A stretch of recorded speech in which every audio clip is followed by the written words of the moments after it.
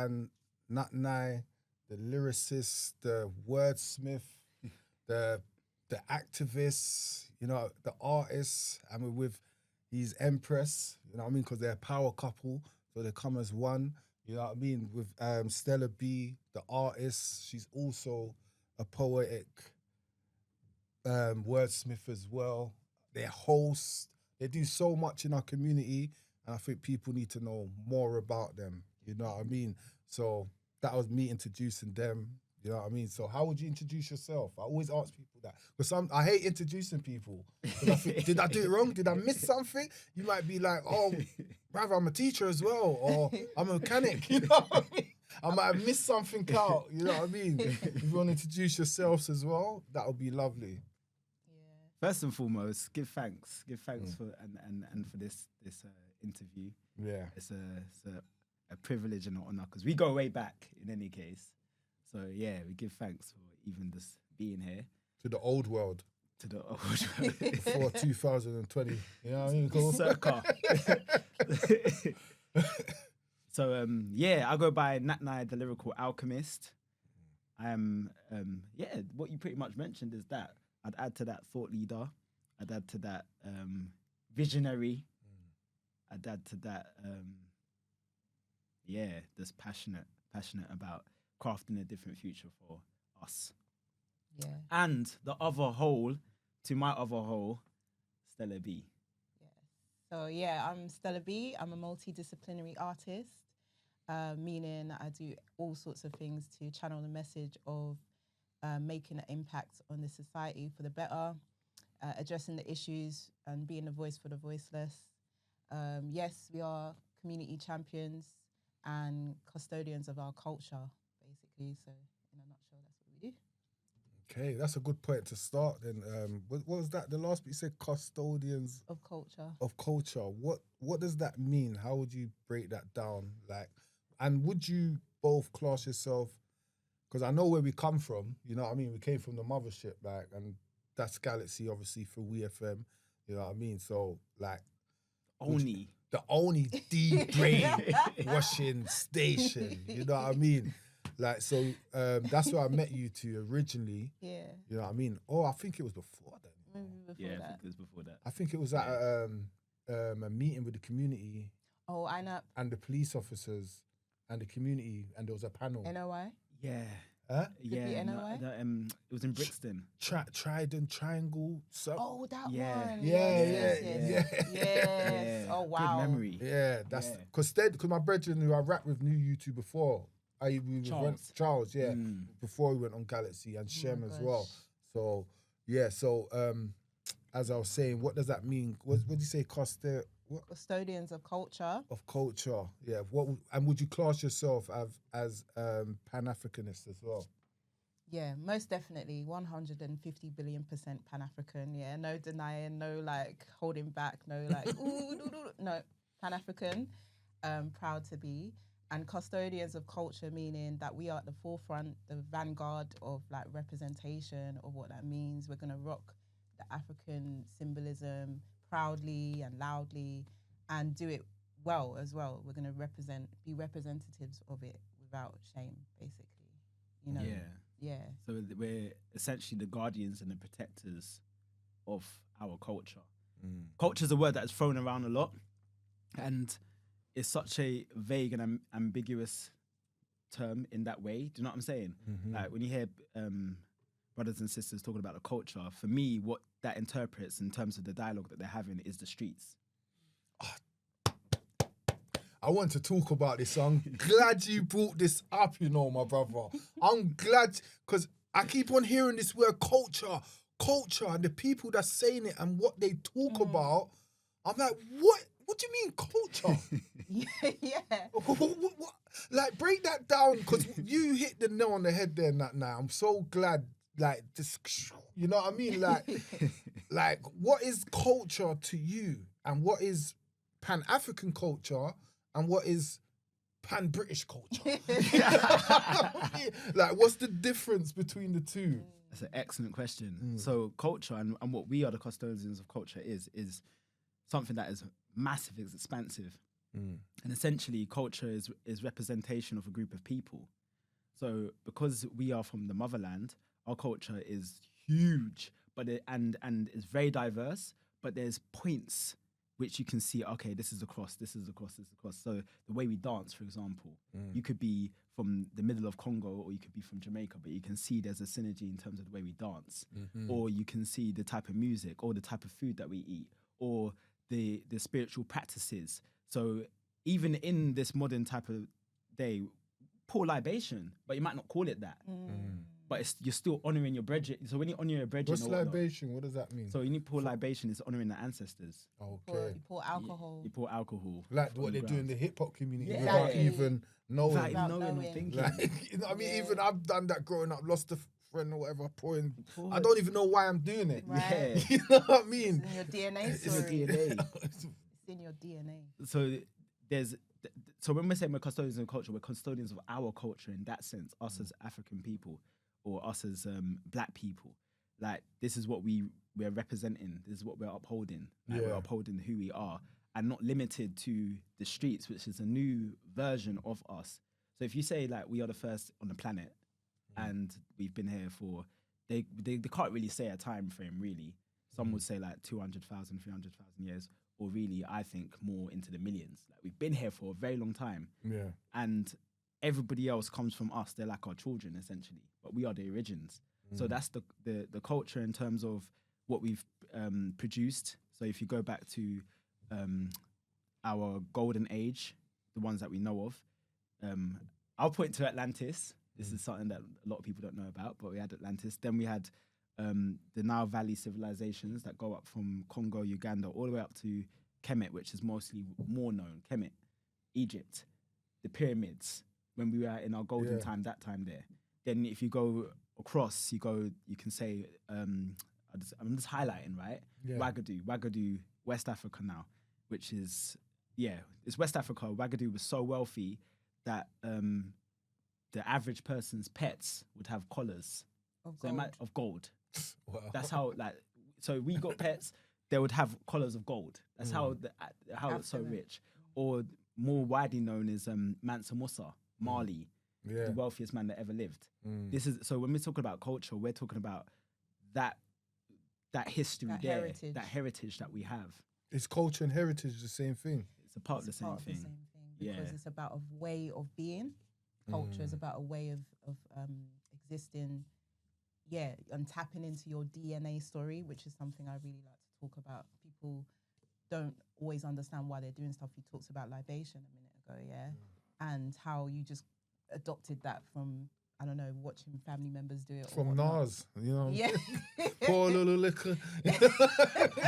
Or Tupac, and what's deep about that, you know, in the LA, that's where they do it a lot, right? That's where we got to see it. So when they made that movie, Wakanda Forever, or the first one, basically, what's his name? The one that directed it, he went to what's his name? Ryan Coogler. He went to South Africa, and he was then connecting the dots. He was seeing like, the way everyone behaves here is how we behave in LA, like as normal. And he connected the dots with the libation as well, pouring drink on the side. The cookouts. The cookouts. He was mainly talking about the cookouts, like the barbecues and all of that. The way that they behave and the way they were behaving in South Africa, he was like, he just felt at home.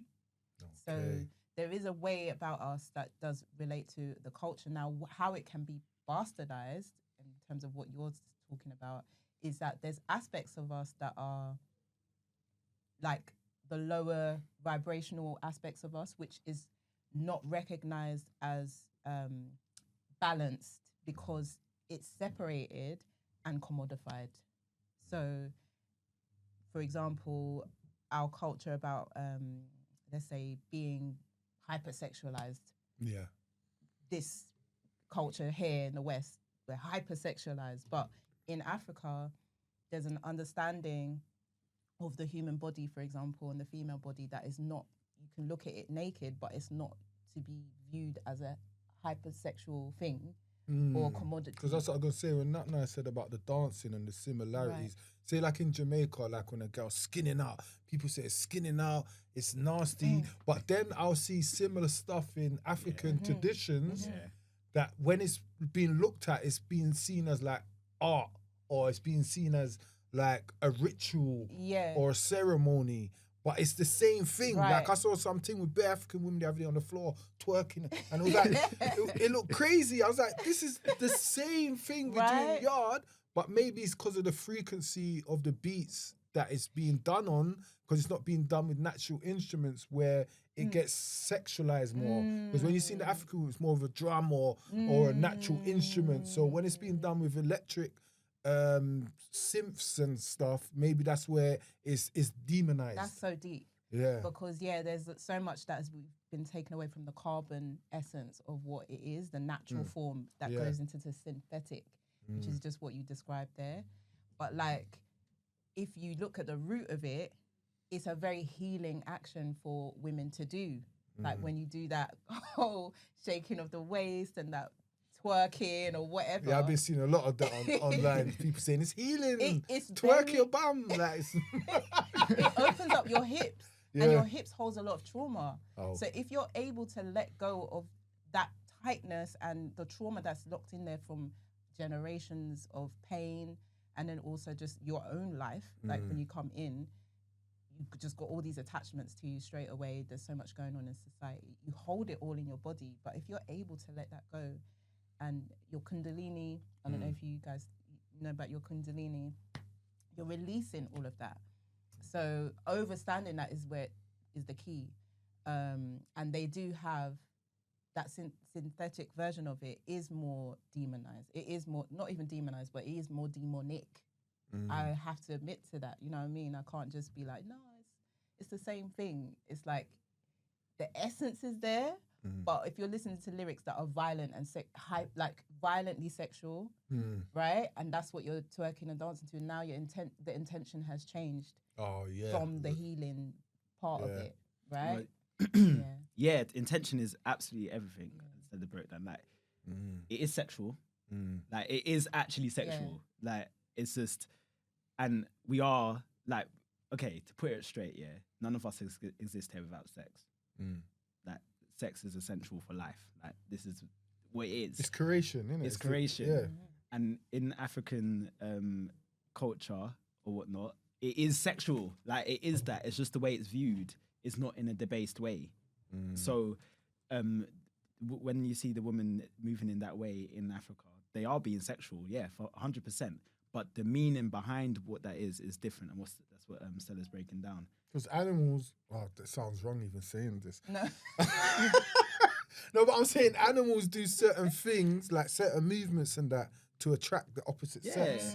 You see what I'm saying? So I'm not saying that we're animals or, you know, No, it just sounds, me saying that just sounds mad. But I'm not saying that, but I'm saying I've seen it like with peacocks and that, they'll put out their feathers and put on their best little move and that, you know what I mean? It's just, it's a natural thing between male and female.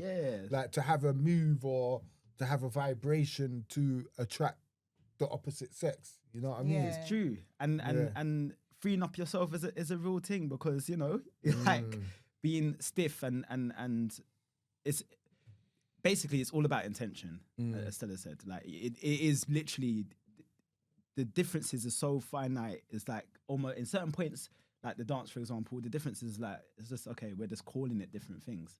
But because of what we're calling it, the intention is different. So then it's going to manifest in different ways. And like, we're all artists in the sense of that we utilize the word. And so when you apply it, you can have the music itself as well, the vibration. That's another thing, for real. But if you apply a word to something, then it's going to have a different meaning to a word that means something else. So, for example, that's what I'm saying. If you in certain music, if you're going to put in like violence, sexual violence, and stuff, as opposed to love, as opposed to connection, as opposed to, you could be intimacy, like, you could be doing the same actions, but because the meaning is different, you're going to relate to it differently. Yeah, it's energetic. It's energetic. So, a real easy example, because this is what comes to my head. But Marvin Gaye, Sexual Healing. It's a sexual song. But he's saying sexual healing. But he's saying sexual healing. Yeah. Yeah. Well, you remind me of a Jeep. It's a sexual song, but when you hear them old school songs, you know what I mean? Like it brings chemistry in the dance. When I was in a dance and that comes on, you know, you're just looking around for a dance, someone to dance with. Like you just feel that. Now I don't think that spirit's in the music no more. That's exactly it. You know what I mean? That spirit of man and woman in the music, even though that was a bad example of the song, but I'm just saying, like, I don't know if like the younger generation listen to that type of stuff no more. You know what I mean? R&B, rhythm and blues, you know what I mean? And all of that stuff. I think that was a beautiful era for us. You know what I mean? Yeah. Maybe their last person is maybe Chris Brown or something, but even look at him, he's just got some of the most terrible lyrics. Yeah. But yeah, it's true. It's like, that's all gone now, you know? So, and it's very explicit now. It's like straight to the point. There's no like No room innuendo. for imagination. There's no room for imagination. It's just like straight in there. Like soca. Do you think it's... Soca had bare innuendos. I didn't even know soca was that explicit, you know? I didn't know, because I'm Bayesian as well, so I didn't really listen to soca, but it's only like this year and last year I listened to a couple. Like, Ross, soca is peak. You think they're not saying nothing, but they're saying a lot. They're saying Bare a lot, innuendos. but at least it's innuendos. Like, at least you have to kind of, you know what I mean? Like, if you're a child, you're not going to get it. But as an adult, you might tune into the words. But now it's just like, they just saying it. Do you think, like, because like even old school R&B and that, like, or like, let's talk about sex, baby. Oh, yeah. Let's talk about, and oh girl, your pony so brown. Oh my I gosh. wanna. These was the stuff we were singing in primary school, bro. You see what I'm saying? So I think it was there then. It was. It was there then still, but you had a yin and a yang then. It weren't all like that. Yeah, No. now I it's think all that's like that. now it's all like, you see what I'm saying? That's what I think the difference is between now and then. Like it definitely was then. You know what I mean? Yeah, Like, it was. It definitely was, them. but It was even them songs there is still more of a, like, love. Whereas now there's the love element is just out. yeah. There's no love Yeah. element in it at all. I mean, there was some that was just not love. Like, what's the word? I can't. There's so many that wasn't just. There were so many sexual songs. Like, you just weren't clicking as a child. No, I'm saying there was. I'm saying the difference though, like, because it is sexual, and we're gonna talk about sex, innit? But it's the way it's being done. Yeah, Let's no, talk I about think there was sex, some raw baby. things then Let's as talk well. about sex. Yeah. That's different from. I can't even think of an example, but that's different from what we have today, right? It's different. It is. I see what you're saying. It was more like, That's more play. it was more child friendly. Yeah, like, it's more play. That's just wrong. I think they were just. I feel like they were just sneaking it in at that point. Is it? It's like it's light. It's just play. Like, No, it's not. but that's that one song. different that's Salt and from- Pepper. But if you go to like, why can't I think of any right now? But like, what's the one? The butt one. Look at that butt. What's that song? You know, I Butt- love big butts in the Yeah. can. Like, I can't remember. love big butts. And So, like, yeah, Yeah, but Like- that's again play. It's light. yeah, but it's still No, I think there was some sexual ones. Like there was one by Prince's ex that was like Nasty Girl. That was the title of it. It was the 80s. Yeah, but okay, you misunderstand what I'm saying.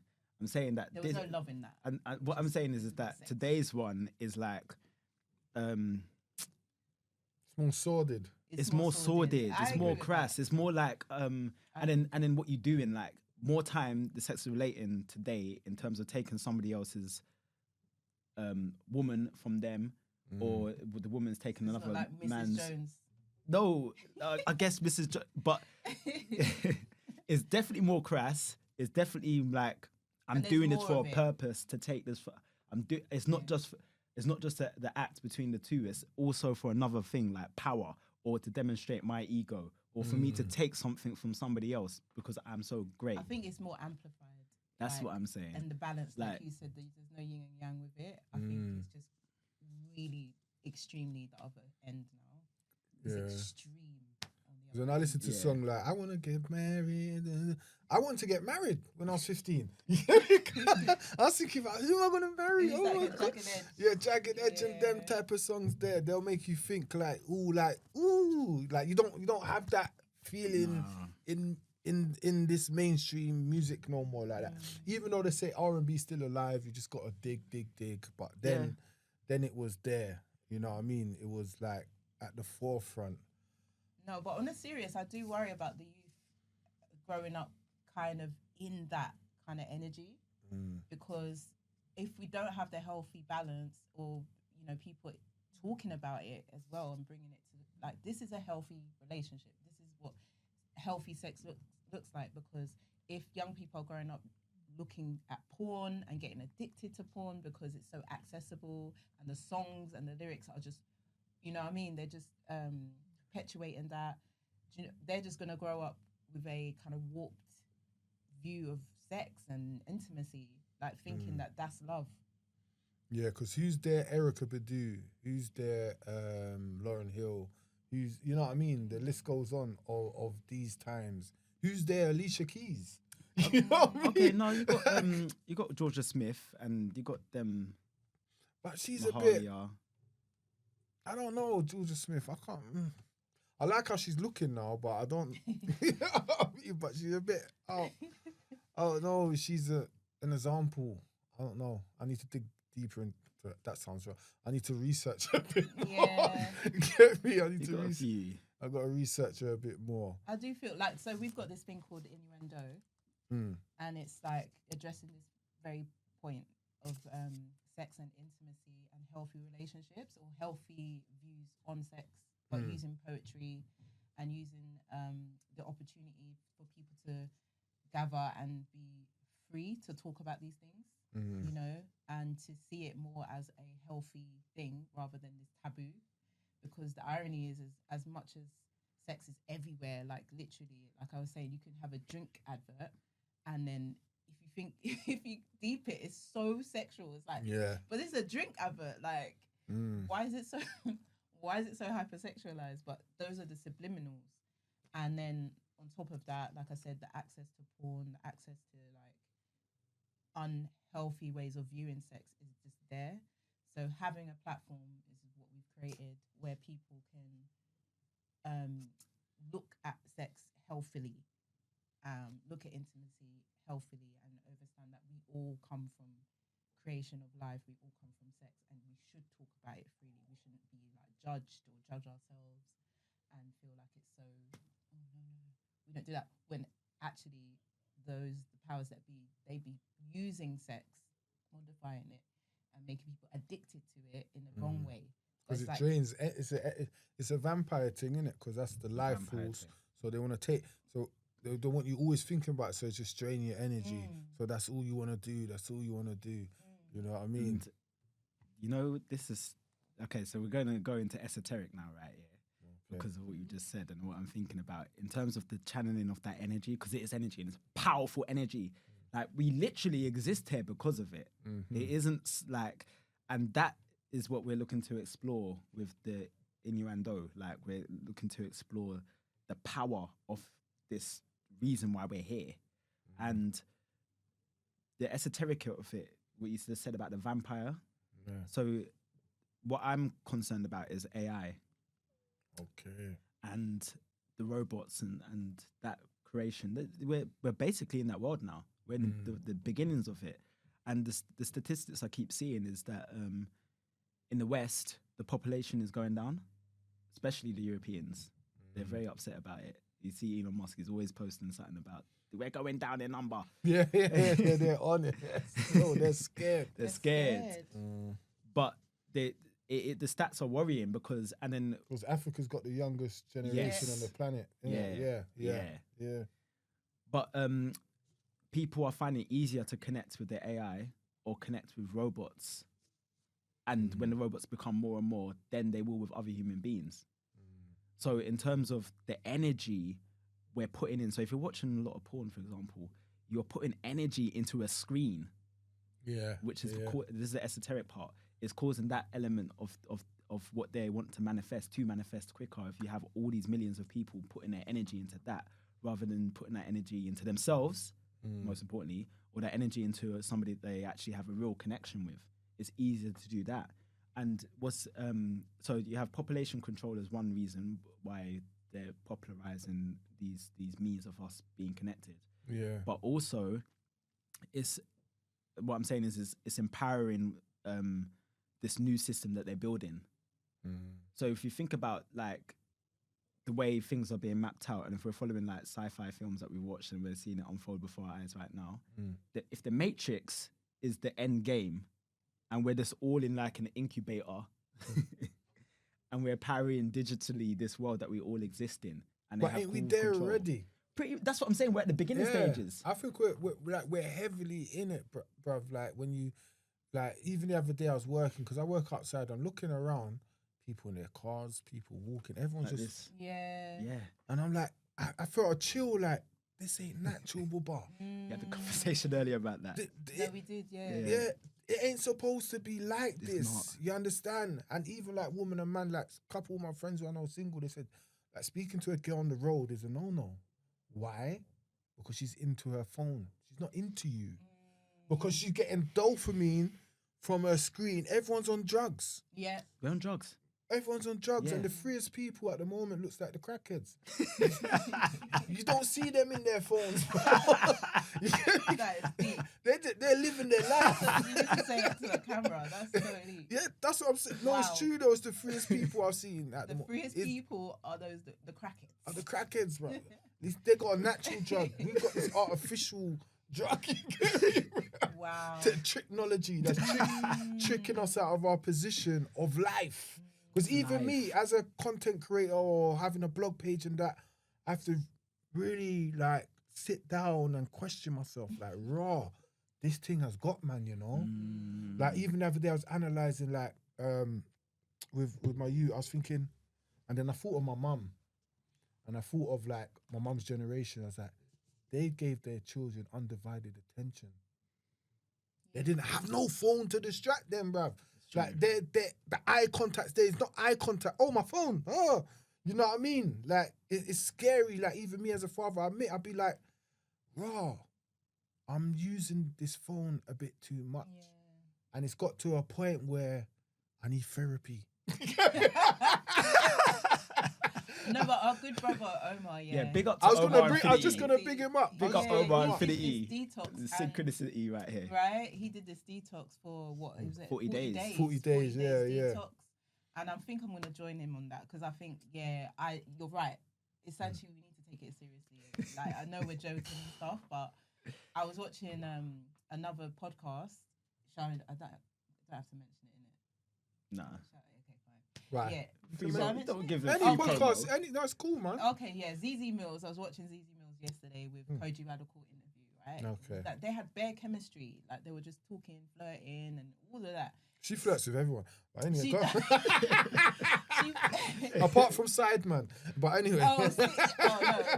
But yeah, like basically, She's a hardcore flirt for real. so their chemistry was popping. I was like, oh, this is a nice interview or whatnot, and it was working. But then I started to question if it was real because as soon as they finished the interview, and what was weird, the camera kept rolling, and they just both went on their phone, both of them, Koji and her. But it was the way they did it. It was literally what you said about that energy. They were bent over, like she's quite small in it, so she's like in the couch, and she was just literally in the phone. And then Koji opposite her, same thing. And you're thinking, but you've just had this whole energetic conversation, like there's like sexual energy, there's all sorts of tension. And as soon as you think the cameras are off, you're both in your phone like that. So I was just like, was that even real? Like what they were connecting over? Like, are they actually really shy? It was weird. It was just weird to see that. There's a video that Ransom Bad Bones. Bad Bones has where he's got that, and the effect is like you can see like there's like it's almost like a ghost figure goes into the phone, like as they're looking into the phone, it's sucking the energy. That's what it looked like. Yeah, because I researched this point on the phone thing that actually melanated people, it affects more. The blue light affects us more. It drains us out more. It was designed as a distraction to keep back the Black Revolution or us standing up or us coming together. It's the biggest divide. Who's on the internet the most? It's us. It's us. Doing foolishness. Like when, I don't know if it's who I follow, but sometimes I try to, like, I got a next account where I say, you know, let me just follow bare white people, see what they're on. See what that side, and it's not as frequent or as poignant as us online, as us trying to prove that, get the clout, us chasing the clout and all this stuff. Like, we're literally, because I think we got addictive personalities. That's why we're such geniuses. Once we put our mind to something, we create greatness. So they found a way to put our mind on the screen to take us away from our greatness. You know what I mean? So it's going all into them. Because sometimes I'm posting on this app, like Instagram, the teeth, man. Instagram needs to fix up. Like you're getting like 3 million views a month. You don't even get 50p. But they, you see what I'm saying? Like, it's outrageous. It's outrageous. How does that make any sense? Post every day, 100,000. I'm like, in a day, I'm like, not even a 50p, brother. Yeah. You know what I mean? I'm just saying 50p just for the sake of it. 100,000, you should at least get like, I don't know, like a £200, $300. You get me? There should be incentives, but they've got us so addicted to clout. To the likes, to the following. To the likes. It's more important than money. It's more important than money. And it's what our people do for likes and stuff now. Especially, I have to say it as well, like black women and black men, yeah, but it's like likes over anything now. You know, like Zizi's perfect example. Like she'll say stuff like, yeah, I got 3 boyfriends and I'm eating out one girl. I'm like, what? And then in the next breath, she's saying she's a role model. I'm like, you know what I'm saying? Like, they know the algorithm will respond to that and push it out. The algorithm, you know what I mean? The algorithm's got us moving out of rhythm. You know what I mean? We're out of sync. You know what I mean? So yeah, again, I do want to big up Omar Infinity. Yes, big up, Cuzzy, man. Should have been here. Because when he's developing a masterpiece on this, and that's going to be something really special when he does release it. Okay. But yeah, he's advocating for it because, like you, he's been witnessing, like us, we've been witnessing what's happening, but he's taken action. So that 40 day, 40 night, like I think he just basically kept it to 1 hour a day because we are in it. Because his family has to contact you. So you can't just completely come off. Like, that's not realistic in where we're at. But he just said he kept it to an hour. Like just keep it an hour a day. And that form of discipline is him taking form of control of his life. Because all these different elements, and then it's not like people are not aware. In that same podcast, Zizi and Koji Radical talking about how it causes anxiety and all the things that it's causing to us. So we're talking with awareness of it, but as you said, actually kind of accurately, not kind of, very accurately, it's a drug. Yeah. Drugs release dopamine. This releases dopamine. So we at the moment the second you get a chance to get that dopamine hit is what you're gonna do. Right? So that's what happened with them. When they finished the interview, that was now dopamine. Yeah. No, seriously, no. I need that dopamine. And if you don't like recognizing that, but then taking action against that thing that's happening, because it was designed to do that. Yes. That's what people don't realize. The sinister nature of it is that they did that with scientists. They worked it out. How can we make people want to go on this phone every single time? I remember during the lockdown, Elon Musk even said, okay, now we've got everyone on their phones. He said that. You know what I mean? So, and then the next thing is, right, don't worry about a phone. Let's just put a chip in your brain. You could just have your dopamine hit ready. Like, you don't even have to have this thing. And that's what they're setting up perfectly for. Yeah. And what you just said as well, I want to big you up actually. Like, I want to take time just to big up Daryl, like London Open TV, because basically we do have algorithm issues, especially coming from where we're coming from in terms of the Pan-African world. Like when we are doing stuff that empowers our people, the algorithm is very aggressive against us. So, you know, like we all have those type of issues. But I think it was over a year ago, we were reasoning about this. Yeah. And you were saying you've cracked the code. And from that point on, you've like quadrupled. I think you've quadrupled your number. Yeah. So that's not no easy task. So salute and big up to you. But yeah, it's true. Like even when you do crack the code, there's no money. You know, it is. So as we're well. chasing the It's the money thing. I think because a lot of people that do earn the money, they earn it through the Jones effect, being seen with other people, being seen with celebrities, being seen, and that was never my thing. I thought I always want to do it off of myself first. You know what I mean? I think I'm at a point now where I can flex with a celebrity and not feel a way that I feel like I want something from them.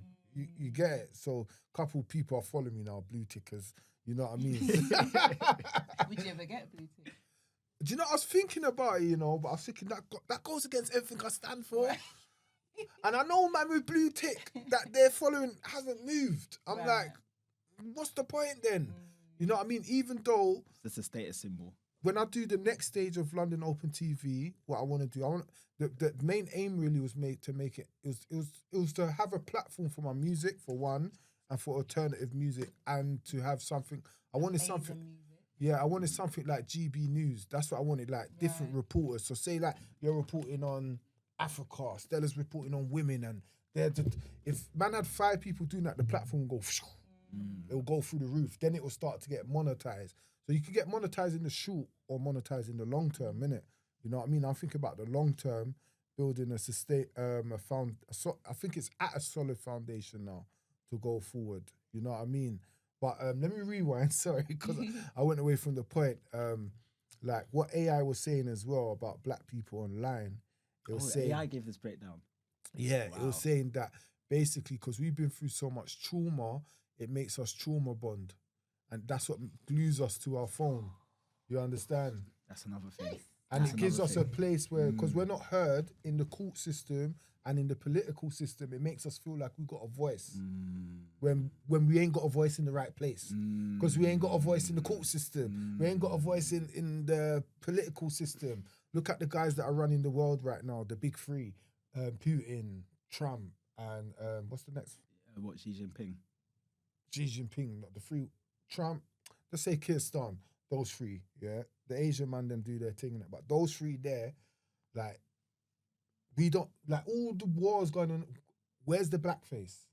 Yeah, we're not represented at all. Where are we? We're not there. You see what I'm saying? Where's the mixed race?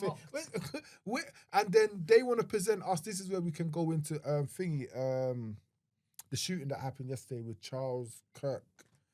He's a racist influencer. If you hear the rhetoric that this guy speaks, bruv, if you hear what he says about black people, you be like, oh my God, like he's racist. You know what I mean? But as he's saying that, as a black person, whatever you want to call me, yeah, but as me being me, I still don't wish badness on people like that to get capped. You get me? There's other ways we could deal with it. We could educate him. We could have a serious discussion and show him.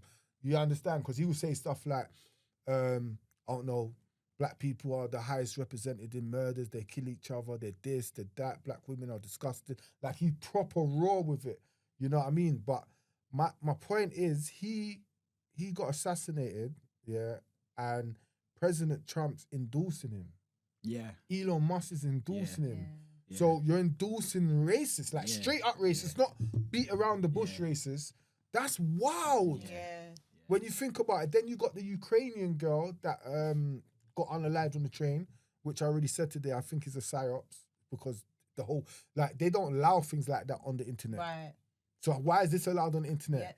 Yeah. And white women die every day. Yeah. By white men, by black men, whatever. Bad people are bad people. So why did they let this on in Elon Musk in this time before the 13th of September? I don't know what's going to happen on the 13th of September. Yeah, I should have recorded this bit to get out before we post it. But I don't know what's going to happen on the 13th of September, but it's building up to something ugly, because there's all of this stuff happened this week. Then Tommy Robinson that are coming out on the 13th of September. Right. That's just 2 days away. 2 days away. You know what I mean? Yeah. And big rally. My boss ain't even got at me, but I'm working in that area where it's starting. For some reason, God's putting me there.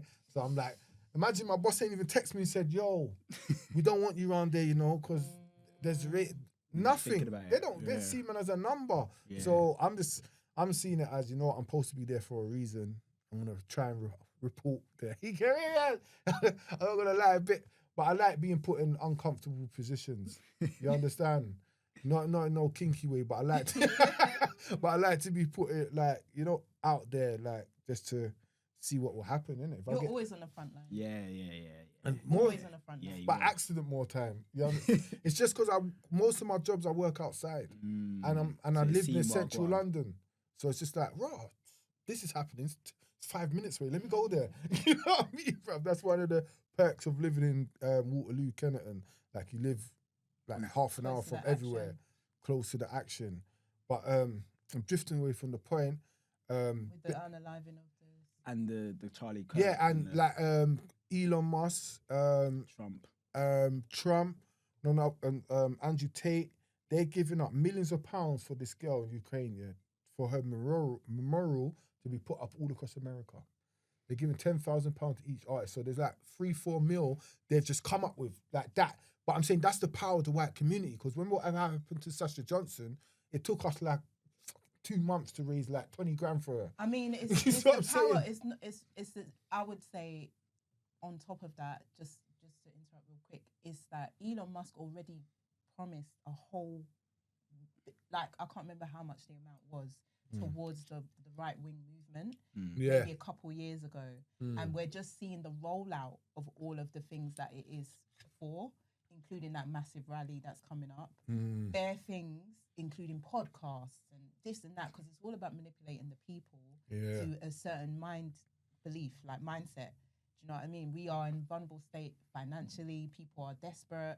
So the ones that are the hangers on, the ones that don't necessarily have this or that side, they need to rally all of those type of people towards their agenda, which is this white supremacy agenda that they're all openly, like, they've been doing that. Trump has been doing that from his first tenure when he was put into power. He's been letting everyone know, I am. So do you think we should shut down people with that rhetoric? Because one thing I do find, like when we was dealing with stuff in the schools, remember the black girl a couple of years ago in Kent, and that's because she got racist abused by an ex-child. I'm like, children can't be racist. Can children be racist? I mean, they can be taught to be. Like, in a sense of, like, in a class, I grew up in a multicultural school, bruv. Like, the first thing I'm cussing is your skin complexion, your weight, your nose. I'm cussing something that's gonna hurt you as a child. Like, as an adult now, I know that's wrong, blah, blah, blah. But I'm saying, as a child, like, the Chinese youth's getting cussed for being Chinese. You get me? The African brothers getting cussed for being African. The Jamaicans getting cussed for being Jamaican. You see what I'm saying? But that's evidence of your parents having those biases and passing it on to you. That's literally... In a way, yeah. No, 100%. It's the programming from either they're seeing it on TV or somewhere that, differentness is wrong. Because on the flip side, if some child is growing up just watching, I don't know, Sesame Street, like, they're going to have a different kind of way of cussing that is not related to you look different, you're different for me, and therefore they'll have a more intellectual version of cussing. Like, we're all programmed by the people that come before us to have these biases or to think of things that way. So a child is not racist because they're a child, but they are going to be handed those racist opinions and thought processes by whatever they see. And as black children, we internalize a lot of our hate because guess what? We're not even represented anywhere. So we have that self-hate anyway. So yeah, we're going to see other people, your nose is this, your name is like that. Because that's what we've internalized from not seeing ourselves represented anywhere and thinking that that's ugly. That doll test, it was done again. Yeah. And guess what? It was still the same result. You're lying. Same results. When was that done? Recently, maybe last year. I want to say this year. Every 10 years they seem to do it, and it's the same result every time. It's the same result every time because the empowerment movement, which has been going on, is not enabled. We don't have an Elon Musk version. But this is pumping money into keeping these things at above sea level. Do you know what I mean? We're just So as in saying that, what we can flip into is the Ginger J situation right. and just crump it into this bit. Yeah. It seems like it's kind of like But the same wave. what I wanted to say real quick on Elon Yeah. Musk is the construction of this man to Mm. position him in where he's been positioned. Because he's also in a lot, 10 years ago, no one was talking about Elon Musk. Mm. He wasn't, in fact, when we were on Galaxy, he wasn't even a thought process. True. Like- I don't remember his name coming up like that. He might have been around, but he weren't around. He weren't like 15 years ago, definitely not. Yeah. Like before, it was more Bill Gates in terms of the tech world. You hear about Bill Gates, and then after Bill Gates, you'd say Mark Zuckerberg, Or the guy that runs Apple. Steve Jobs. Steve Jobs. Yeah, Yeah, Sorry, Bill Gates, Steve Jobs, and Mark Zuckerberg. And then a long time after that, you got Elon Musk, and he's the richest man in the world. But when you look at all of these people, they get in government money. So in fact, Elon Musk, I want to break this down real quick. He's from South Africa, but people identify him as an American today. Yeah. But he's actually born and bred in South Africa, apartheid South Africa. His dad owned an emerald mine, so he comes from wealth in South Africa as a white South African. And then he went to Canada in his early 20s. Then he went to United States. But today, he's treated just as white American as everybody else. Even though he had a falling out with Trump or whatnot, it didn't really make a difference. And this guy, every single day on Twitter, which is basically the platform they gave to him, and also, the sort of the PR and how they use movies and stuff, and this is why we're so important as artists. Yeah. The character they modeled him off is Iron Man. Oh, Yeah. yeah. So he's a super genius who creates all these different things, with Tesla and all of that kind of stuff. That's why it's always glitching, He does some mad stuff. That's the crack. Yeah. Hey. Oh, they say he's got what's it called? Yeah, Tourette's or something. something. Yeah, got some sort of. So him now, He's a machine. he got a whole lot of money from the US government for his Tesla project and for the different types of projects. And every day on Twitter, he's talking about something to do with white supremacy. And I don't get how he's allowed to manipulate and fund like the far right in the UK. Yeah, right. He has involvement in here. Where do you think all their money for all these flags have come from? You know what I mean? He's funding it. Like you said, I was going to get to the point where you said, remember, it's not just now, it's from a couple of years ago, he started to interrupt in UK politics and stuff. You're seeing it rolled out now. Yeah. You understand? But we could get into that quickly as well, because I brought it up. What do you lot think of the British flag and the English flag and people being patriotic to it? Do you see it as racism, or do you see it as being patriotic? Well, there's a fine line. It's a fine line, and that line quickly flips over. I'm into football, so you see that there's a difference between the way we're treated and the way the white footballers are treated. There's a clear difference. Facts. This has been going on for however long, but we saw it when it came to just what was it, 5 years ago, 4 years ago, the Euros or whatnot, and Saka and them man there were getting racist abuse from the English. We're football missing fans, a penalty. Missing the penalty. These times, Raheem Sterling carried. They deserve it. They deserve it. Raheem Sterling carried the nation on his back. I think they deserve it. Yeah, I think they deserve because they shouldn't the be playing treatment. for England. You shouldn't be playing for England. Oh, I see. You see what I'm saying? Like, why are you playing for England?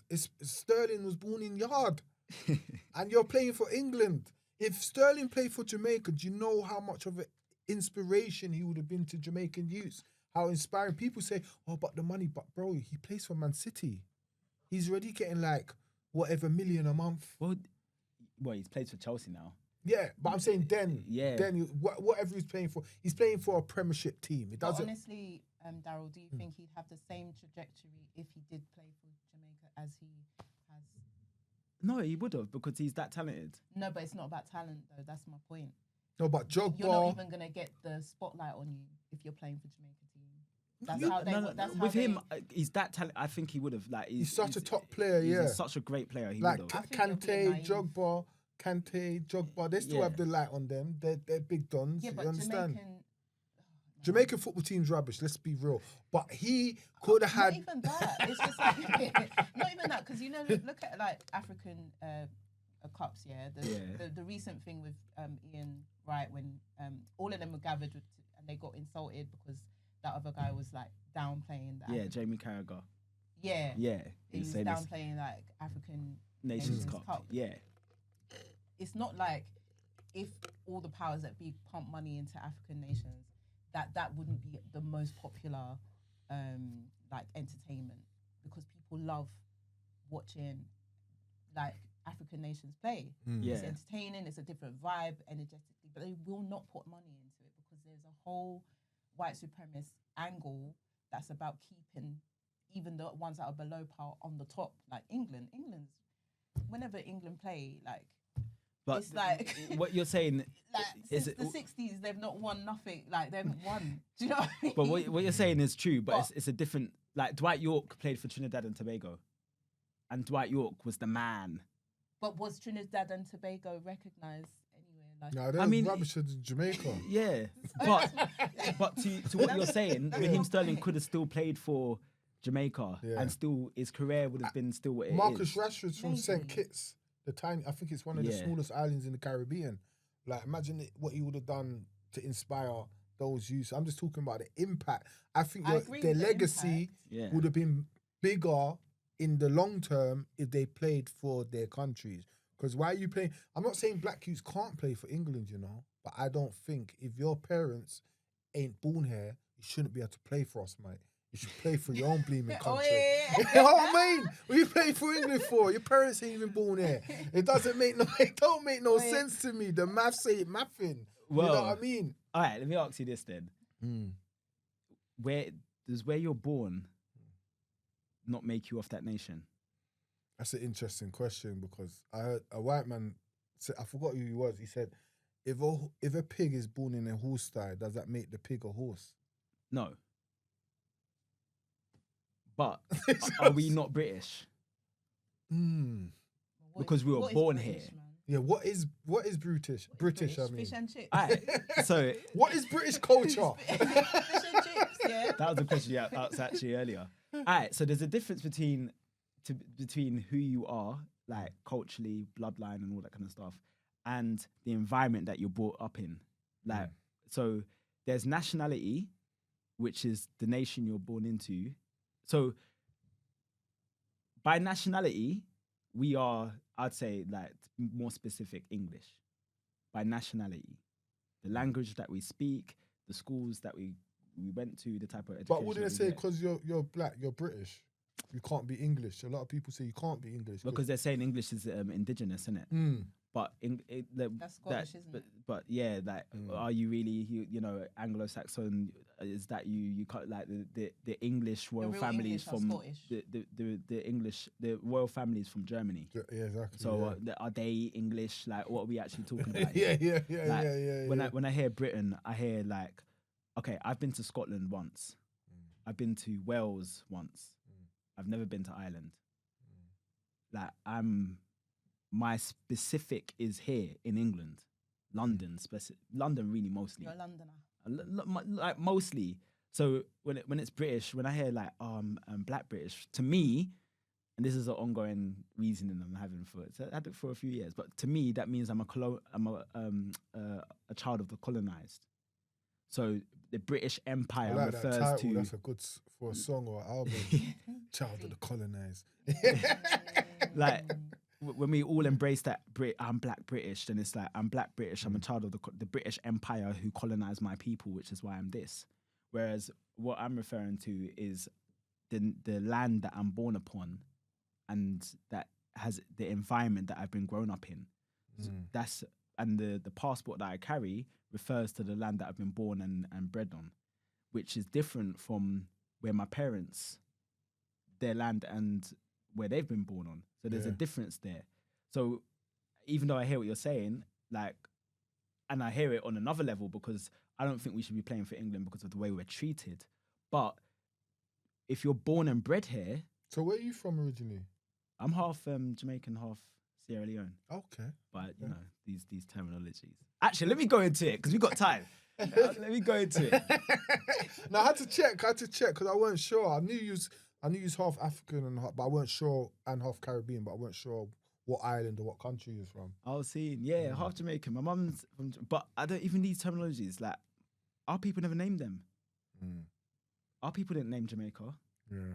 And our people didn't name Sierra Leone either. These are European identities that we attach ourselves to. So when I'm like, okay, who am I? Yeah. And I'm proud of, like, okay, I can say it on a basic level. I'm proud of what Jamaicans have achieved. African Jamaicans specifically. Talking What's about that? us. What's African Jamaicans? So I'm not talking about out of many one people.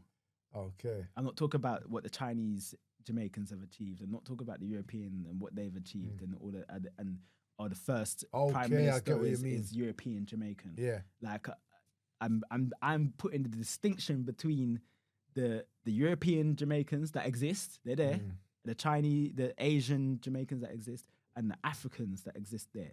And those ones I am proud of because of what, like the Maroons and us, like so forth, that what we've achieved there, like you can say from Nanny of the Maroons, but all throughout that they produce Garvey, produce reggae, produce so many different things. So you're like your mix is interesting because you're half African, half Jamaican, even though we'll say it's one. Yeah. But I'm saying to the world, like, so whose side are you on? Afrobeats or dancehall? Like I have to ask because you must be split in the conversation at times, like with people like, are you for the Afrobeats generation or are you dancehall? We want to know that now. So that was a thing actually growing up. And reasoning with, Justin Robertson. Oh, come on. Yeah. We went to the same primary school. Okay. And he's always been Pan-African. Oh, okay. So yeah, Justin's a stern guy, man. I rate him, man. Good brother. For me, it was never a thing. There was never a wrestling between it because obviously I come from a household of two. But what's interesting, this is why it's deep, and my biological makeup. This is why I'm so for the unity. All the Marcus Garvey talk. Yeah. Like, I'll never give up a continent for an island. Yeah. And so the misunderstanding when it comes to Africa or Africans is people to see it as Nigerian and Ghanaian. That's it.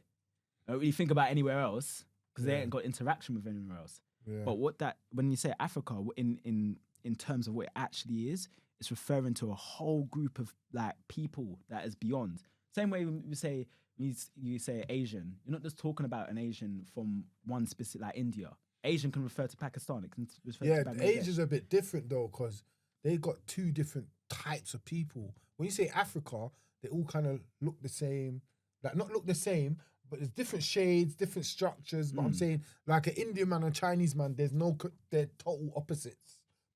But you still call them Asian. You see what I'm saying? Okay, so but you say South Asian. Yeah, South Asian, East Asian. Like then they're different people, bro. But we don't even think about Somalians as African. That's so deep. Yeah. We don't. I ain't nothing to do with this conversation. We got Mali brothers. I'm joking, but when a lot of people have thought I'm Somalian anyway growing up. I get them coming, walking up to me. I'm like, no, Jamaican. But some of them do consider themselves black. Yeah, and those are the ones who have knowledge of self. But some of them, but what I'm saying is that my biological makeup is deep because the Sierra Leone now that I'm from the Creoles. Okay. And the Creoles are the ones that came back. So the ones that were enslaved and came back. Okay. Or the ones that were free in this country that came back. So from the Caribbean, from United States, from Canada, and from here, all come back to form a group in Freetown. Freetown is the capital of Sierra Leone. And that place is of the free people. Funny enough, my last guest, 100 Eyes, is from the same. He was talking about exactly. He said exactly the same thing he said. My last guest. I was seeing Freetown. If we got 100 Eyes, you need to have Nat and Stella on your podcast next as well. Power for Breakfast. I was seeing. Okay. Yeah. Don't know if you've heard of it. Yeah. Big podcast as well. Same thing with Liberia. Liberia is a whole nation. And so we say, so when we're talking about history now, we might refer to Liberians because they're African as African in terms of their experience, in terms of historically is different from the ones in the Caribbean or on the island, not even thinking that their generations were enslaved too in the Caribbean and in America. It's just that they managed to get back. Okay. The same thing with the Creoles. The same thing even in Nigeria. There's a whole swath of There's a communities. links to South America. Yeah, the Brazilians. The Brazilians that came back. So in Nigeria, you have The names like the Silvers. Santas and the Santas. That's like the and biggest Silvers. number of Africans outside Africa's in Brazil. Right? Yeah. Right. And a lot of them went back to A lot of them went back to Nigeria. So there's like generations of people there. Yeah. Yeah. There's generations of people. So, but with the same, so there, if you're a Nigerian today, Nigerian by nationality, right? But you have your great grandparent could have been enslaved in Brazil. Okay. Yeah. Do you know what I mean? It's just that they managed to get over back to the motherland. And there's a whole lot of people like that across West Africa. These are just the ones we know of. Like we know in Nigeria, there's a whole lot of Brazilians. In Sierra Leone, there's a lot of ones that come from everywhere. So as in saying that, yeah, because we got into a bit of slavery talk. Like, do you like? I've been seeing something Americans have been talking about that I think's interesting. That slavery didn't happen, and this is Black Americans saying this. Like, no, I'm just asking the question. Like, I'm not for or against. Like, So some of that Elon Musk money, I feel, is going towards these stupid movements as well. no, but some of their points are actually valid. Like in the sense Yeah, of because it's going to all be valid. yeah, of course. But I'm saying like in the sense of like slave ships. Where are they? Where are they? And when they show you these pictures of the slave ships, we're like, how was you transporting these millions of people then back and forth, back and forth, back and forth for 400 years? Like, because, like, even, I'll give you a perfect example. In the last, since I've been alive, I've seen time lapses or how they've already manipulated time in the time I've been alive. In the time we've been alive in the last 40 years, there's been time manipulation. Like, hold on. 2019 from the end of the old world to now, like so much lies and stuff. So I'm like, It just feels like a very weird history that white people would put out there about themselves. What do you mean? That level of evil. True. Like, True. what That's a the good hell? point. That's a good point. Like, why would that be? Yeah, but that could be a dominant to create self-hate, to create power, like to say we dominated you for 400 years, so you're below us. I mean, they've got all aspects of doing that psychological damage and all that. They have so much that they can do. And I think it's black to have supremacy that's in power. I think whoever runs the world is black. Oh, is that they cloned Tyrone? Have you seen it? It's something along them, but I thought it before them, but I don't know. It's like, it's come to me a couple times and like, it has to be a brother running That's a this. twisted. That's a twisted MF. What comes to my mind is Yakub. Who created the white man? He created in a lab. He created them. I believe that as well. I believe that is part of it. I Like think- white people's created out of black self-hate. There's so much evidence that, okay, I don't know about the slave ships thing. That one thing I want to ask about and find out about. But the ports in Liverpool are there. There's evidence in terms of like the places like even in London, central London, the churches, the crypts where they used to keep enslaved people, black enslaved people. There's all evidence, manner of evidence to show that happening. If you go to the South Americas, the same thing across Europe. Like there's too much evidence about these people. You know, you got a point there. Just to add quickly before I forget, yeah, because I went Portugal. My nan lives in Lagos in Portugal. That's the first place in the world on record where slaves were sold. I actually went in the room. The room's about this size. Like I went in, like you could just feel the energy in there. And it's funny because when I was there, they found a slave burial site with bare bones and that of slaves.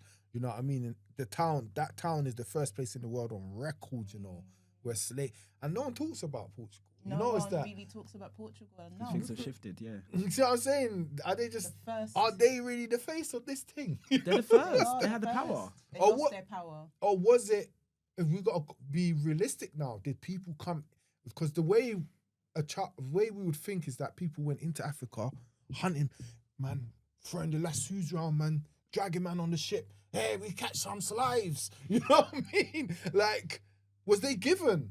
Yeah, Like, some were given. No, Yeah. but It's complex. But this is- there were some of those kidnappings because that was later on in the more modern times that was happening a lot because there was so many people trying to get rid of slavery at that point. So you had more of those kidnappings happening. Yeah. Literally. But also there was negotiations. There was manipulation through spirituality. Let's talk about that. So the African spirituality that we had was our power, right? yeah, But then Jesus came, right? Jesus in the form of the Bible. This is the God. This is one of the tools that they used, those Portuguese, to come and talk to people in powerful positions about this white God and all of this kind of stuff. That was also there. so you don't believe in Jesus? no, I'm not no, I am not a Christian. no. I am not a Christian. I'm a Christian. I've seen. I'm a Christian. And I'm hands up. I'm a listen, Christian. There's too much. But we can have. I believe That's one that of the subjects we're not supposed to touch, isn't it? Religion and politics. if you don't want to touch it, it's cool because like No, we can have. I like going everywhere. But what I wanted to say, yeah, Before you go in, there, Okay, go on. Yeah, I was just making the point that. Okay, for example, Kim Pavita, yeah, she was a powerful prophetess. She was, I think it was 100 years in from the Portuguese first being there. She existed, right? And at her time, Catholicism or the Christianity was dominant in Kingdom of Congo, which is then Gabon, part of Congo and part of Angola. Huge landmass of a space, and that empire there. So she was unalived for 3 days, and then she came back to life. This is the story, how the story goes. Yeah, came back to life, and then when she was asleep or in a coma, she channeled all this information, which was saying to her that the Portuguese people in power, the priests, were not good, and that they were preaching against the African spirituality, but they shouldn't because Africans were the original gods. So she actually had a lot of influence. She was only 22, and the Catholic Church ended up murdering her and killing her baby as a result of all that influence that she was having to preach to the people. She wasn't even against Catholicism. She was just saying our spirituality is not wrong. But that was 100 years in to the Catholic Church implanting itself in the system of what was there already and before, and influencing people with the Bible and all that, which you guys are wrong with your spirituality. That is part of the power dynamics. That's part of the shift of our mindsets all the way back then in what century was that? 16th, 15th, 1700s. 1700s. But the Bible was before slavery, though. It didn't come about in slavery. No, but it was weaponized by the Romans to help with their world domination. It was part of what they used. The church was one of the biggest Because like bullies, gangsters. yeah, You see, to actually add as well, Kim Pavita was actually a Christian herself. She just said that Jesus is black, and Jesus is Congolese, and the disciples are Congolese. And that alone was the issue the Portuguese had, because they didn't want that identification to be with the Congolese, to think that they themselves has a representation as the Son of God and the disciples. And that was the reason why they killed her. because of the truth about Jesus. So Jesus is real. That's what she said. That's what she was That's saying. what she said. And that's what That she was her saying. belief But system. What I want to bring forth is that the power of her word was so potent that even after they burned her alive with her baby, that's the church, yeah, they burned her alive with her baby. Catholics. That story still went through with her on the journey to what they call it, the passageway, the journey, because some people that were enslaved in the Americas revolted against their captors and killed them and murked them in her name. Like basically, they channeled that energy. Stoner Rebellion. There's this, the Stoner Rebellion. So you can look up this history. It's real, and there's big books written about this woman. Yeah? They're like Booker Man and all them people. So like African spirituality was used to help us out of slavery in a lot of contexts, Yes. like in Haiti. I'm It's where our not power is. I'm not disputing that, but my thing is, what people might not like is to mix the two together. African spirituality and Christianity. Was Jesus practicing African spirituality? because he healed the blind. He walked on water. Da da da da. And he was black. And he was black. You get me, or mixed race. But I'm joking.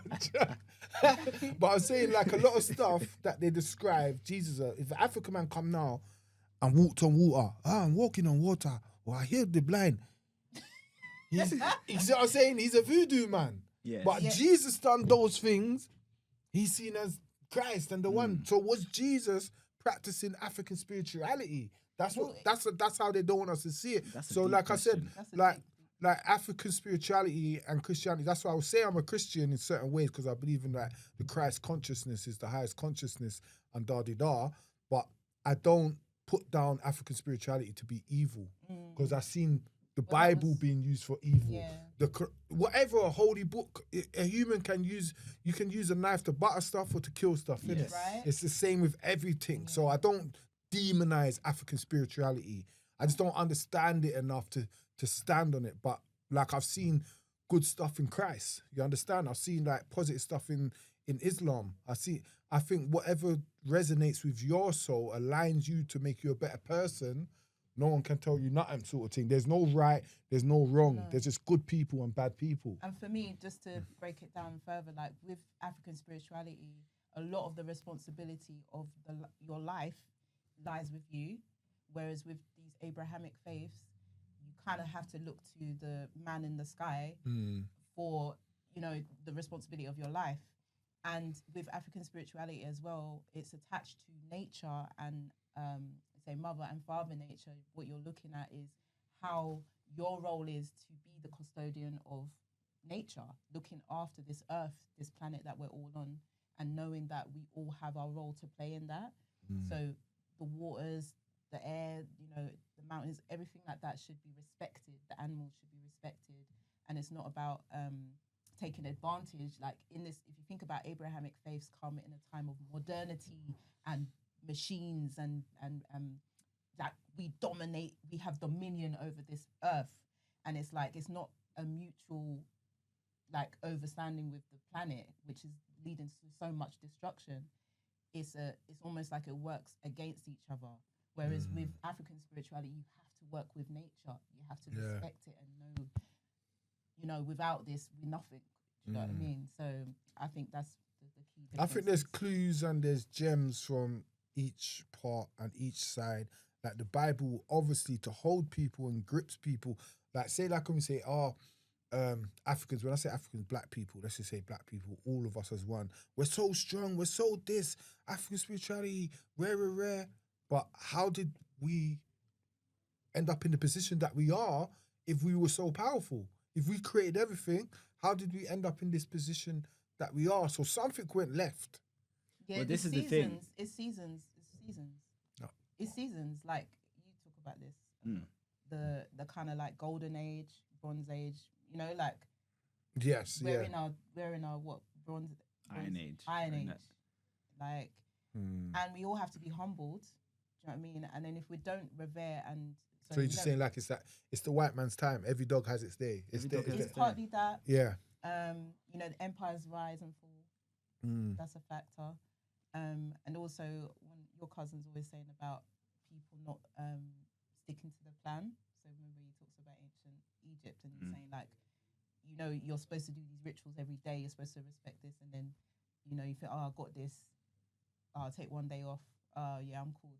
So you begin to slip, you know, in your discipline, and you lose a bit of yourself. So it's like the season of downfall was naturally going to come, especially as we let go of our African spirituality. We began to believe in that other This white god. this took thousands of years as well. Right. Like this book, I like to look at the historians as the foundation of reality, because they studied Wagwan, and they do it in a who, what, why, where, when, and how. Like those questions have to be asked, and then they have to have multiple sources before they come up with a fact. They can't just be like, this is what I believe and this is what I feel, and then so it is to be true. You have to come up with, it has to go through a rigorous process before you can actually come and say this is what it is. And Chancellor Williams wrote a book called Destruction of the Black Civilization. Robin Walker also has When We Ruled as well. And in these books, you can see the span of when we're in our golden age to when we're like how it is now. But it is seasons, Stella articulated. We will enter into winter. That is, winter is not summer. Yeah. And in winter, you see a lot of things happen that is death in terms of nature. So the trees are now bare and such like that. We are in our winter time. We've been in our winter time. But when you say about like how long we've been around in this world, this winter time is very, very, very short. It's just that our lifespan is also even shorter, so it feels like it's forever. Scheme, yeah. But it's not. It's just in our time, this is our winter, and we have fallen. Yeah, it's true. We've fallen. But earlier in this conversation, I did mention Mansa Musa. He was the wealthiest man that ever lived. I mentioned about Ouagadougou, where the average person was so wealthy, their pets had collars of gold. Now, in Africa during these times, it's not that it was all utopia and no one did, everyone just got along and stuff like that. You have different groups that would fight and have wars and stuff like that. Thank you for saying that, man, because sometimes the way people paint it's like, it was like so beautiful in Africa back in the day. We just lived in peace and harmony and I don't know, honey and apples off the tree. Like there weren't no beef. You know what I mean? There was beef. Like gang wars or tribal wars. You understand? Yeah. Like it's the same type of concept. You know what I mean? It's just a different context because we did have all of that. Like it's the land of abundance. So we do have all of that, but we also have human nature. Now, if so, say for example, we are here and we're cool, but we have issues with them over there, and historically we just have issues with them. And another group you have no issue with, you got no issue with them. But why has everyone got an issue with us? That's what I'm saying now. Like we ain't got no issue with the European that have come to our land. We got no issue with them. Yeah, they just look different.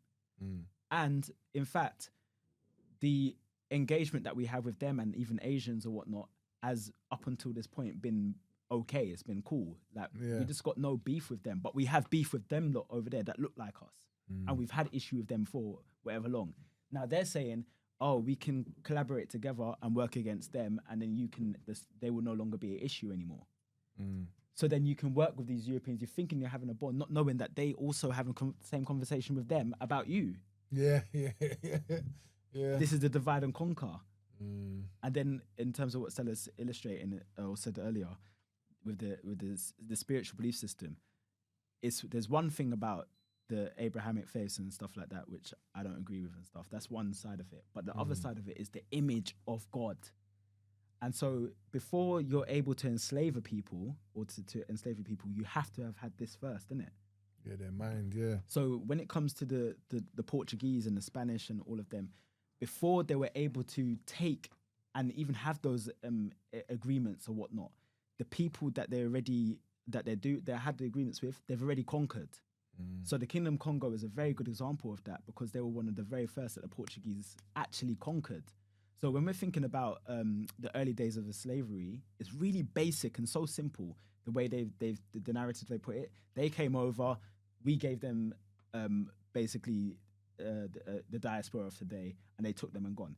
No, what actually happened is they came over, they did their manipulation, and then they had straight up wars. They took over this aspect. So this land, this part of Africa is now owned by the Portuguese. They run this bit here. So Portuguese is saying, look, in order for me not to kill you or whatever, you have to give us a certain amount of people as slaves. So this Portuguese run bit is like, we need these group of people to go to do our thing in America and build up America in our image and stuff like that and build wealthy. So this Portuguese run and owned part of Africa is now the ones who are taking the slaves. Okay. Yeah. And they're the ones build prisons in that place there. So then the British do the same thing, the French, all of them. We now own this part of Africa. Yeah. But the just Dutch. a side note, the Arabs, they Okay, this is right, that's a whole nother. So the Arabs also collaborated with the Europeans to dominate Africa as well, because obviously the Moors pissed everyone off anyway. But we'll say, yeah, because now we got, how long we got left? We've got 12 minutes left. Oh, sin, Ginger J. Ginger J. Let's try to talk about Ginger J. and try to end with you lot's whatever you lot got coming up as well. Give thanks, my brother. Yeah. Alright, quickly. For time, just like, Alright, Ginger J. Stella put it the other day. Didn't say what you said. Oh, how did I put it? I don't know. There's so much to say about Ginger J. It's typical. It's typical to come about in a time where they need us completely distracted with nonsense entertainment on your screens. Like, I just saw it and I was like, this is so typical. Right now, laws are being passed that are going to affect our people and everything like that. And here comes this black guy just to come and do another commentary on black women and just show division between black women and black men. When actually, where is the clips of the unity between black women and black men being like pushed to the forefront so people can look at that and be like, oh, right, like look at this, like look at this healthy black man talking about black women. It's just felt like a distraction, a complete. Like, I agree.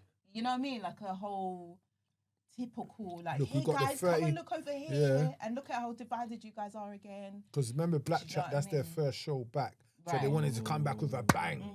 Remember, this was filmed like in summer, you know. Then they put out a behind-the-scenes clip of him spazzing out as well. Like, why was that clip released? Who was holding that for so long? And it's a distraction. It's all that Elon Musk money. We got the 30. So you got the. That's why it's not Black Chat to me. It's Black Crash Out. That's what it should be called. Crash Out. Black Crash Out. You got men over there, women over there, just to beef each other. Yeah. That's some LGBT stuff. You know what I mean? Like, what is that? Division. It's division. Divide and conquer. They've got a line between them. Black women over there, black men. Why not mix up the groups and have... Why is it man versus women? You don't do that in football. Don't do that in no sports. So why are we doing that here between man and women? It's set up for that. And they're grown-ass people like us. They're not little. They're not... Anyone think those teenagers. Yeah. Right? In the way they're talking. And the way they're talking like youths, bro.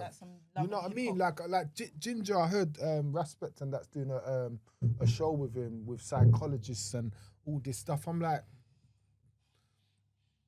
why? Yeah, exactly. Like, I don't get, but cool, do whatever you want to do. I'm not getting at no one. I'm just saying, like, it's a bit confusing. Why not put the people like you two, for instance, champion black love, champion black greatness to the forefront? You're still going to push him to the forefront. You understand? Like, it's just, our community just love negativity. That's what I was saying to you, bro. If you want to talk about Pan-African stuff, man's got to say something crazy. Something crazy negative or crazy positive, because our people just respond to... Ginger J will be the biggest influencer in the UK by next year because of this. Remember I told you, he's going to be the top... He's going to be top influencer by next year. By flinging our woman under the bus. By flinging... none of you guys are playing chess. Like, at least if you're going to do something with all that fame, which flips the script, you know what I mean? Like, you get in there and then you like make some money and then actually use it to turn around and actually be a real hardcore revolutionary. You're just out here to murder our community. I don't understand this thing. Like, why is he up not there for talking our that community. basic thing, screaming at her about her hair, her this and that, like self-hate? It was just so... It's not, they're not talking about, they're not for our community. In Black Chat London, you're right, Black Crash Out, because... They need Stella on there, bro. Put Stella. The girl side. It is created for the division and for the drama. That's what it's for. Like, whatever can get the clicks and stuff like that. It's not for progression of our people. That's why, and it's those platforms that get pushed. Clickbait, using our people as bait. You know what I mean? Using our people as bait. Bait for clickbait. It's horrendous. Yeah. It's disgusting. It's and the thing is, it's we do need more representations, and we are a representation. And yeah, the algorithm is not going to encourage black love in the same way. We've been on a couple of black love shows, but that's not going to get pushed. It doesn't get the same level of push. we need then we do. Yeah, and Who's our Elon Musk and the platform itself as well. Because that's a good question. This is the thing: the algorithm itself is set against. We know this. We know that it's. And if you manage to do what you do and break through the algorithm, and then you become really dangerous, then they'll do what they did to African Stream. Just lock it off. That's what they do. Yeah, they took my platform once already. Well, they took your platform. Yeah, because you were revealing certain things that they didn't want revealed during that time. But when it comes to the algorithm, it feeds the negativity. So it's not even just our people alone, it's the platform itself. Instagram is created by the same people we're talking about. Like the people, this is the bit that we can often forget. Instagram, Twitter, YouTube, all of these are created by the same people that are wanting, or they're created by they're funded by the same people who want the division in our community. I see that point there, and what Stella just said. What's our equivalent to Elon Musk? What with all these, let's say, rappers, entertainers, billionaires? Where's our platform? Like, that's funded by one of us. Where's our trainer? Like, you know what I mean? Like, on a grand scale of things, like, what do we really have? We don't. But the only thing we have, though, is each other. Yes. That's the only, and that's what they're scared, innit? Like, they're scared of us coming together. Like, what's his name? J. Edgar Hoover said, the black people come together like an atomic bomb. That's what they're scared of. We don't need no weapon and this and that. We just need to come together. That's why they do everything. to keep us apart. Oh my God, Everything. you just literally speaking my language. Literally what I say all the time. Everything. But that's the difficulty that we have. Yeah. Because it takes such emotional strength and intelligence for us to even do that.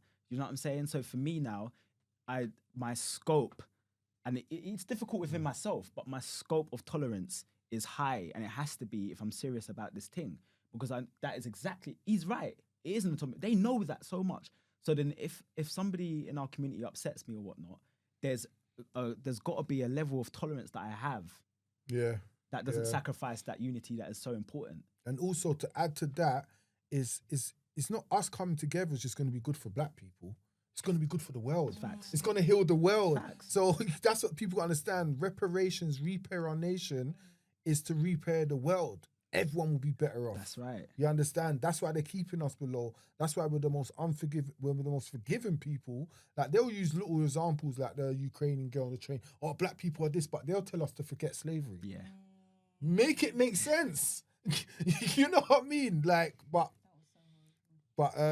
yeah. So what have you lot got coming up and the Poetic Temple? Let's end the last 5 minutes with that. Big up, Darren. So what I'm wearing right now is, and what Stella's wearing right there, is a creation of Stella B. Okay.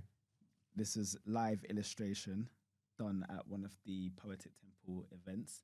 Yeah. That there is also a live illustration by the hand of Stella B.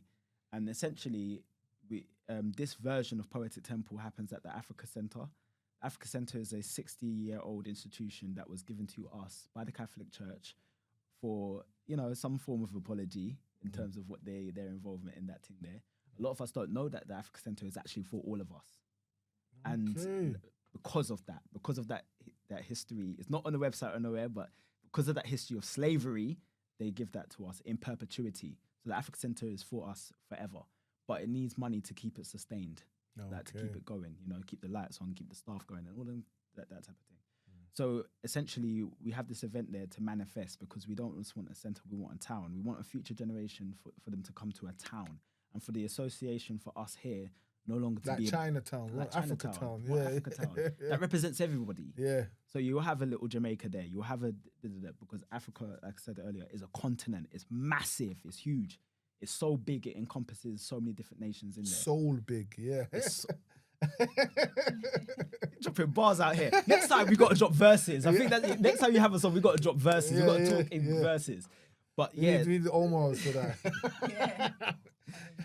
But yeah, we have the Africatown, and there's a different association, because the other connection with that is that Black Wall Street in America. Yeah. Its other name was Little Africa. Oh wow! Yeah. And what we're saying is that we come from the land of abundance. We're an abundant people. So if we have Africatown, then we can be abundant in that way, and we can shift away from the hood, because that whenever people come to anywhere black, it's the hood, and that association keeps us down in the mud, in the guts. Everything that we talk about we're much beyond that. So we're utilizing these events essentially to come together. Everyone has fun. Everyone is healed, empowered, and enlightened from it. And we are together manifesting. So is it open mic as well? Yeah, it's open mic. Okay. And then, so the next version, Stella, you want to talk about the next theme? It's an open mic empowerment event, fundraiser, so an awareness raiser of the Africa Center. So the next one's called Poetic Temple X, A River Called Time. Imagine an alternate universe universe version of our Black History, because it's Black History Month, our next one, 15th of October. So imagine Malcolm X never got shot in front of his family. Imagine Martin Luther King's I Have a Dream speech, you know, came to fruition, or just using your imagination. Maybe there was never any enslavement, which is exactly what you just brought up as well. But through poetry, you're gonna like show that narrative. So that's what it's all about. So when you come, we've got Tasha Makeda is gonna be featuring as well. She is a world-renowned Empress of Roots and Soul. She's amazing. She's gonna be gifting us with the healing vibration. The whole event is a healing vibration. I tell you, everyone that comes to our events comes out healed, empowered, and enlightened. So you can book your tickets now. You lot are great hosts still. Because I ain't been to one of you lot events for time, but I remember when I come to the first one in the Ritzies, I was like, no, you two are hosts, proper of your thing. What was you saying about the tickets? Sorry to cut you. I had to say that quickly. Good. Good, thanks. No, they're out on the Eventbrite. You can get your tickets now. We have 2-for-1s at the moment, so if you get your tickets at the moment, early bird, it's £5 for each ticket that you get, so you get 2-for-1. So yeah, just encourage you to come down, enjoy the vibrations, and be a part of the movement for Africatown. Yes, and on that note, what's your socials? Yeah, where can people find you two? You know what I mean? So you can look up Poetic Temple, just as it said. You will find us there. Or S Belgam, SBELLGAM. That's my social media. Or Natnye TLA, so NATNYE. NATNYETLA. It's the first time he's done that today. Yeah, it's true. First time you used your camera. Yeah, I should have used my camera more. Sorry. No, I still do it. 10th episode in, I always forget to look at the camera. But yeah, this is the last episode of the season. And what a great way to start, because it's starting for the new season. You know what I mean? It's the last, but it's the first as well. Like, we're always elevating. But thank you so much for coming on, man. You know what I mean? So much. It's honourable to have you two here. And yeah, until the next season, probably December, January, not quite sure yet. Gonna have a little break. I want to do the phone detox. That's what I want to do. I want to do that. I want to do that. 1 hour a day. We can hold each other accountable. I don't think I could do it, but I'm gonna try. Sweating thinking about it. Maybe if there's a bunch of us doing it, we can hold each other accountable. Yeah. Or even if I bring it down to 2 hours a day, that'll be beautiful, man. You can do it, Darryl. I believe in you. Yeah, thank you very much. Hopefully I can do it. I will do it. You I do. will. I'm not I doing will. But I will, because it's made me like kind of differ away from music, and you know what I mean? Like, all this time I'm putting into this, I could have written like 20 albums. You see what I'm saying? That's what where's my creativity going? But no, I'm gonna love you and leave you, man. Thank you. Respect, honor. That was